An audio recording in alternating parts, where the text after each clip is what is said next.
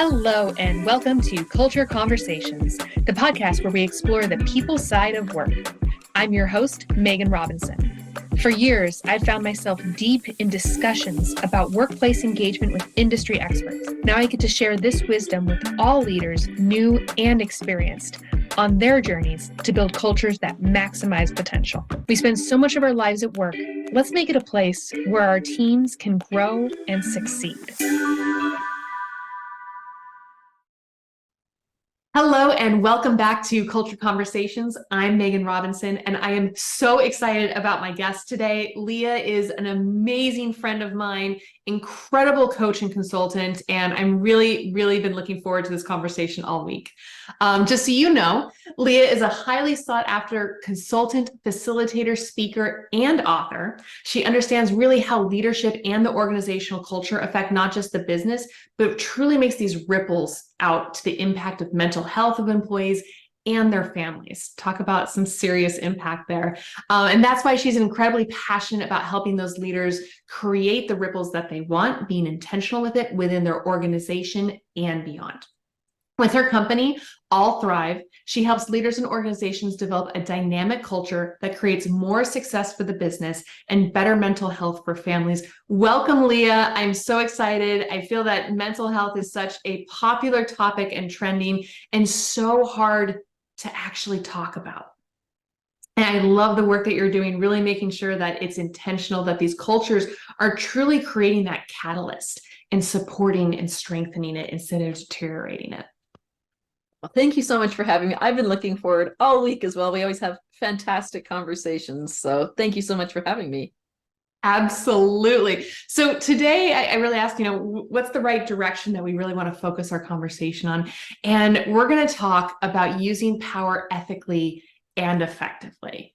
And I think power is such a triggering word. I mean, I know our first conversation, you brought out the big P word, and I was like, ooh, let's talk more about that. Because I'm definitely the type of person that leans into those little heady, little uncomfortable conversations. So how do we, use that power ethically and effectively? So I'll say, what does it mean to use power responsibly? Yeah, we're starting obviously with a really big question, like you said, using the P word. And people have their reactions. Let's just start by talking that people have reactions because there is not a single person who has not had and experienced some form of misuse of power. And that wasn't necessarily abuse. It wasn't someone trying to hurt them and damage them, but everyone has experienced this. And so, of course, when I use the word power, if you have a about it, that's probably totally valid. Something's happened that you have that bit of reaction. So very natural. However you perceive power is going to be how you're going to use it. And that's really why I think it's so critical that we talk about it, because let's say you had those experiences, maybe when you were young, maybe with a teacher, maybe with a professor, where power was not used well, and you went, whoa, I don't want to be a person like that. I don't want to use power. How are you going to then be a leader? I can't get over that. I'm already taking notes, right? Like how you perceive power is how you use it. Yeah. Oh my gosh. And so when you are in that leadership spot, where do you see leaders taking their power? Well, so I'll first of all, just let's define power. It's the ability to influence or create change. It's not good, not bad. Of course, it's how you use it. Very simple. And when you're in a leadership role, whatever that is, there's going to be inherent pieces that you can influence and change based on that role. So that's one of the reasons I think we need to talk about it, because it doesn't just not exist because you're not comfortable with it. And I've unfortunately seen some people that are misusing power by going, I don't want this. I'm not comfortable, so I'm not going to do that. Right? It's a really healthy thing to embrace power, not as a, tyrannical overuser of power, but to say, within my role, there's going to be some inherent things that I want to protect my people from, the people that are below me. I'm shielding them maybe from outside things that don't affect their role. There's going to be some things that I'm providing to them in terms of, what kind of resources might they need to succeed? What structures and systems would they need to know about that I'm deciding as a leader and then communicating to them? Those are all actually really healthy frameworks. And this is the same whether you're a leader in a business or a leader within a family. Like, could you imagine if you didn't tell your kids a schedule of what they look like for the day, and they're going like, well, I don't know where I'm going and what I'm doing. If that happens in the workplace because you're not comfortable telling your employees what they need to do, they're going to be sitting around going, well, like, do I do this? I don't want to make my boss mad, so I guess I have to try something. It's actually really healthy to have some of those pieces of power and use them in that way. I love that because for me, it starts bringing up psychological safety, which is that first tenet of people know what's expected of them. And when they don't know what's expected, and it's really funneling into that power piece, but also that sense of feedback where they don't have, you're avoiding these conflicts in a certain sense, but you're actually causing them at the same time because you're abdicating your power. You think that you're not using it or you're afraid to wield it. Yeah. And I think most people probably have had an experience where someone who had more power didn't communicate something they needed, maybe didn't make a decision that you were hoping they would make so you would know something and they were putting it off. I mean, it's actually quite frustrating from both sides. And like you said, it's hard to give feedback when you're not the one with more power. And actually, they've done some really neat studies recently for those of you who like knowing how brains work, about power in the brain. And when you are in a position of more power, it's not always all power, no power, but more power, you work from your prefrontal cortex, which is the very thinky, logical side of your brain, right? You're very like in control and rational. When you have less power in a situation, your amygdala activates, which is your fight, flight, freeze emotional center. So it doesn't matter how good your relationship is, doesn't matter how much you like your boss or that person who has more power, but there's this little part in your back of your brain that actually goes, oh my God, I have less influence in this situation. What could this person decide that's affecting my life? So when you talk about things like feedback structures, saying I have an open door policy, well, does that create the psychological safety that someone's going to fight literally what's happening physiologically in their brain and come tell you something that you might not like? Or does it mean you have to take a very specific and intentional approach of how you're creating, like you said, that psychological safety to have a conversation that helps negate or lessen that fear that they might be experiencing? So, and I'm kind of going into this, how you perceive power is how you use it. And if you have this perception, it's based off of your experience with it most often. Yeah. And if you're always experiencing it from a place of less power, where your amygdala is functioning, and then once you have power, it's now going to prefrontal cortex. How do you make that shift, or do you start leading with your amygdala? Or when you have that power, like what's that shift like?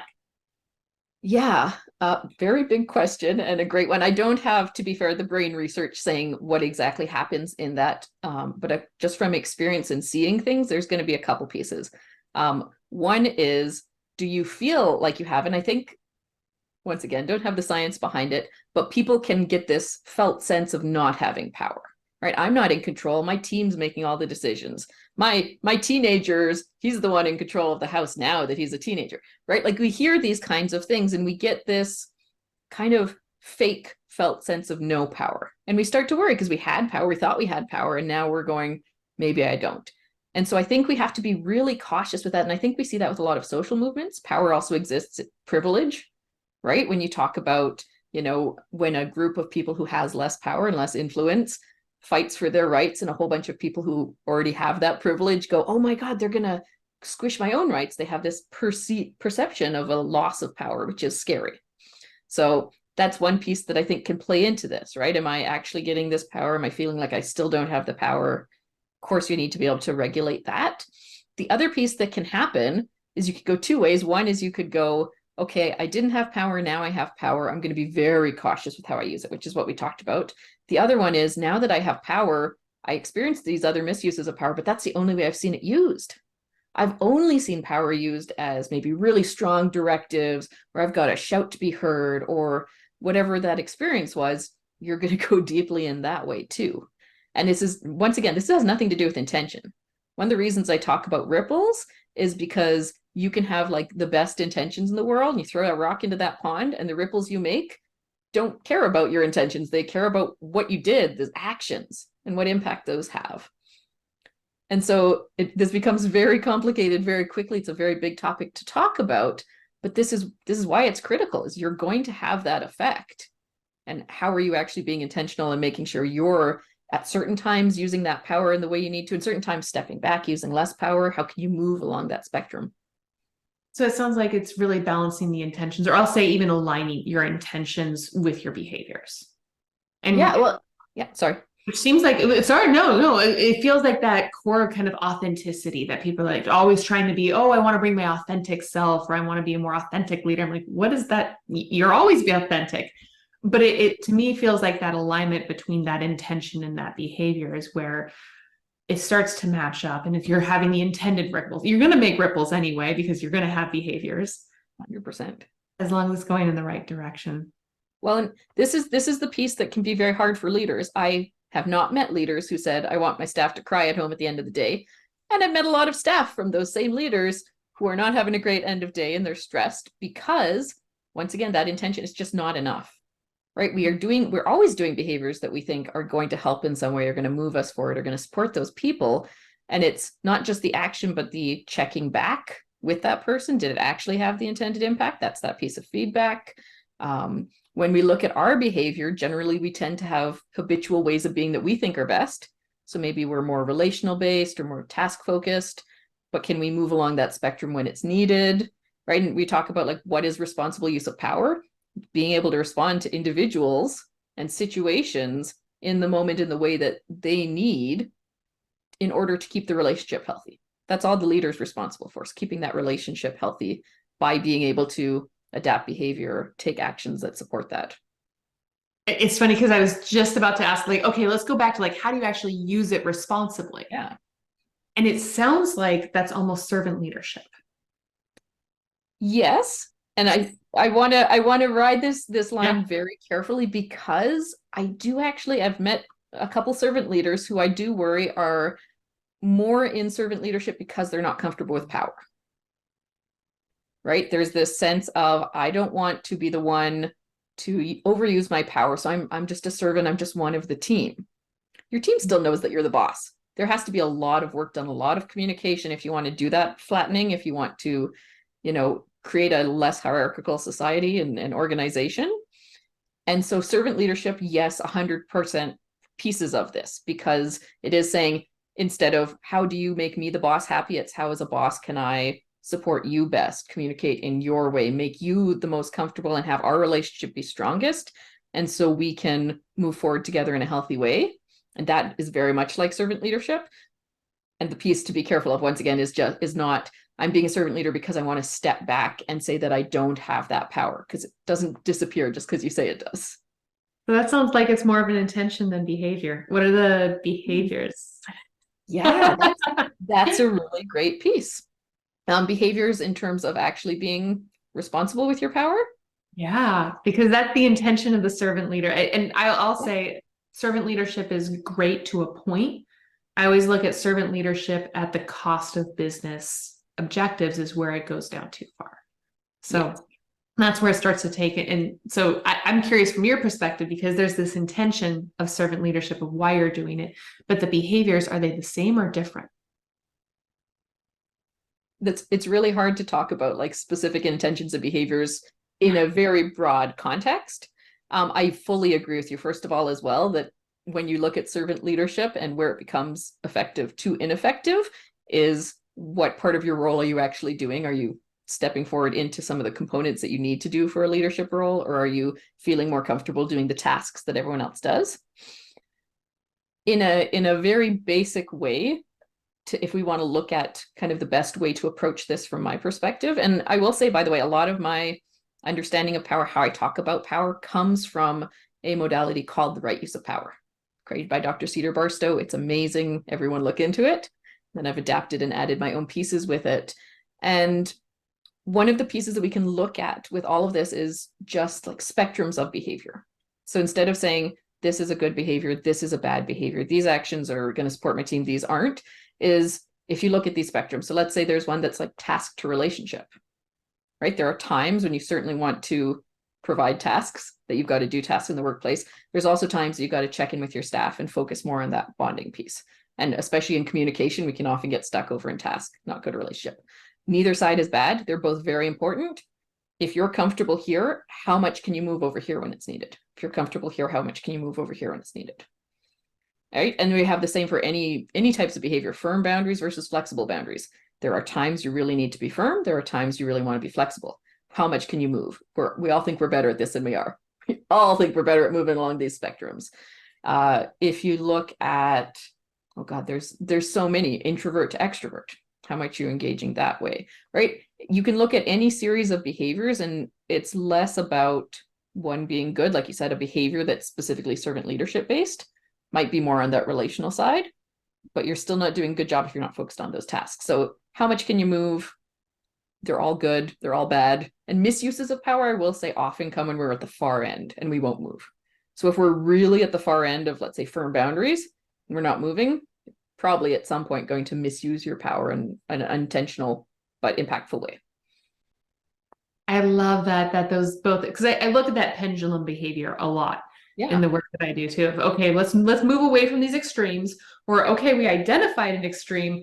Now the tendency is to swing all the other, to overcorrect, right? Of course. And finding something that feels good between them, so that you're, and I love thinking of that, the misuse comes at the extremes. Yeah. That's where the challenge for most people tends to hit.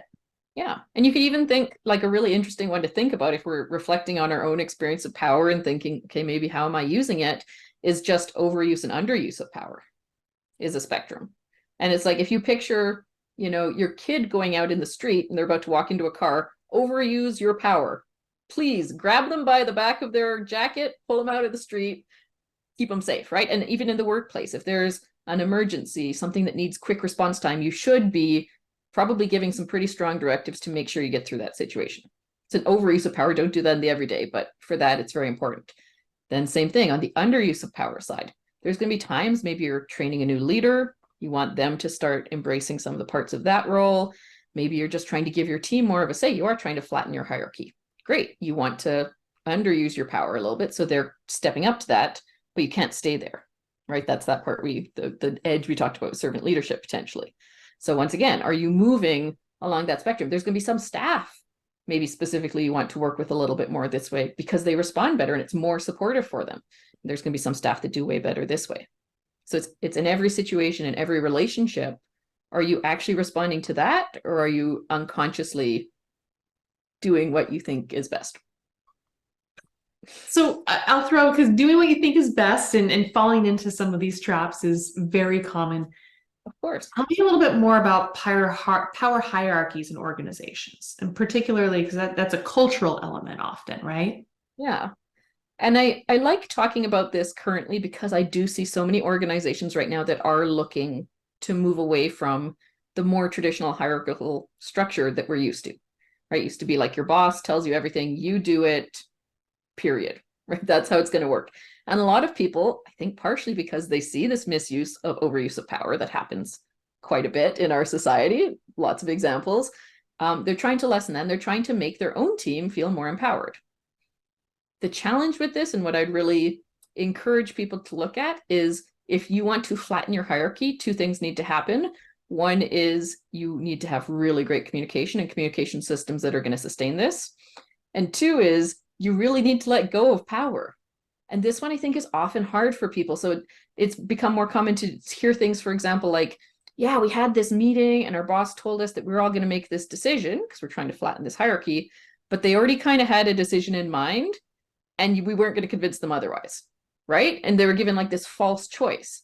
And I'm guessing you're laughing because you have also heard about this a fair amount. Oh, and so I have clients that I'm like, you can't booby trap them. You can't have a secret right answer if you're going to ask the question. If you want them to participate, you've got to be able to listen to it and be open to something different than what you anticipated. 100%. So that's why those communication systems need to be so good. There needs to be a huge amount of trust, because also if there is still some hierarchy, maybe you are not the CEO, you're one step down, you're an executive, and the CEO is still holding you accountable to results. You have to trust your team enough that you actually let go of that power enough to make decisions. You're also dealing with your amygdala with your CEO, right? But you have to do that. You have to trust your team and say, yes, I am willing to embrace giving them that power, which means lessening my own. We also, actually, the funny thing is I see this a lot because all of my work is designed to impact not just employees, but they can use it with their families. It's my favorite piece.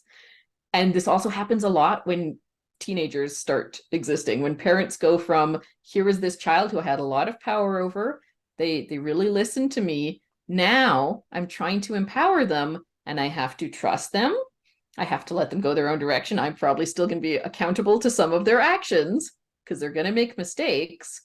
How do I do that? So it's this is everywhere in our society, in all of our relationships.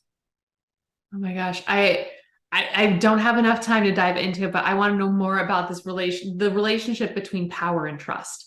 And I think that's your eyes lit up. I'm like, yes, that's where you're going to dive into some of the meat. So we also didn't get to even touch on mental health and the impacts of power on mental health. So clearly we're going to have another conversation in the future. Darn. I'm looking forward to talking about those some more. But Leah, before you do let you go, any final words or ideas you really want to reiterate or share? It's such a powerful conversation. I don't even think that's a pun. That was just poor wordsmithing. I think it was wonderful because I love puns. And I'm actually just going to go back to one of the first pieces we talked about is power can be uncomfortable, scary, and we don't want to face it, whether we have more power or have less power.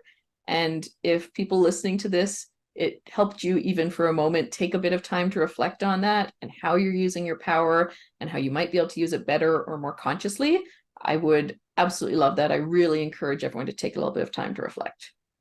Oh my gosh, I love reflection, and definitely if there's one piece from that self-reflection is going to probably get you some pretty far mileage just in your relationship with it and understanding more. But if you do want to have an expert, again, very powerful consultant, the work that you do with organizations and individuals is really mind-blowing on how it does change the culture, how it does change the dynamics, how it changes their world. As you mentioned, that personal professional lines get really blurred when we look at ourselves because we're bringing our whole self to both of those situations. So please reach out to Leah Fink. Her contact information will be in the show notes. I definitely encourage you to have those conversations, do that reflection, and particularly with someone that can guide you to the right space so that you are using power responsibly, your intentions and behaviors are aligning.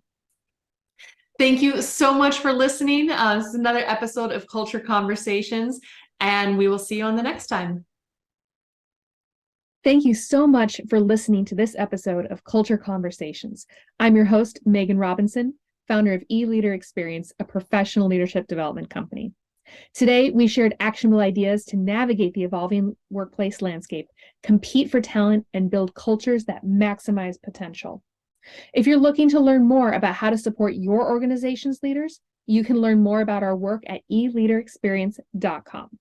Now get out there and contribute positively to your organization's culture with your own conversations.